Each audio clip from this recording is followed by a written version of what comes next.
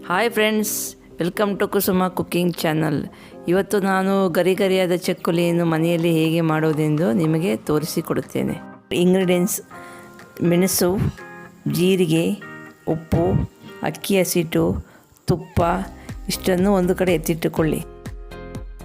ಹೀಗೆ ಒಣಮೆಣಸನ್ನು ಹುರಿದುಕೊಳ್ಳಿ.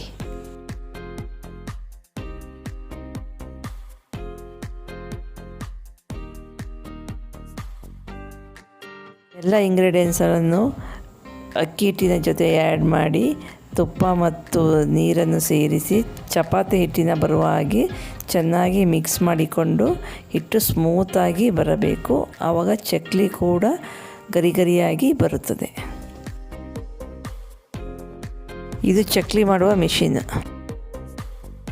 ಈಗ ಒಲೆ ಮೇಲೆ ಒಂದು ಬಾಣಲೆಯನ್ನು ಇಟ್ಟುಕೊಂಡು ಅದಕ್ಕೆ ಆಯಿಲನ್ನು ಹಾಕಿ ಚೆನ್ನಾಗಿ ಕಾಯಿಸಿಕೊಳ್ಳಿ. ಈಗ ರೆಡಿಯಾದ ಸ್ಮೂತಾದ ಹಿಟ್ಟಿನಿಂದ ಚಕ್ಲಿಯನ್ನು ಒಂದೊಂದಾಗಿ ಮಾಡಿಕೊಂಡು ಎಣ್ಣೆಯಲ್ಲಿ ಕರಿಯಬೇಕು. ಈ ಹಿಟ್ಟಿನಿಂದ ನಾವು ಕೋಡುಬಳೆಯನ್ನು ಕೂಡ ಚಿಕ್ಕ ಚಿಕ್ಕದಾಗಿ ಮಾಡಿಕೊಳ್ಳಬಹುದು.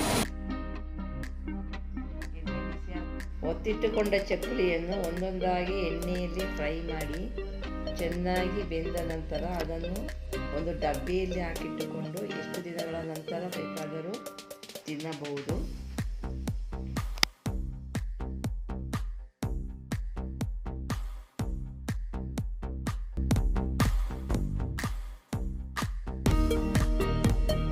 ಟು ಈಟ್ ಚಕ್ಲಿ ಶೇರ್ ಮಾಡಿ, ಸಬ್ಸ್ಕ್ರೈಬ್ ಮಾಡಿ, ಲೈಕ್ ಮಾಡಿ, ಎಂಜಾಯ್ ಮಾಡಿ.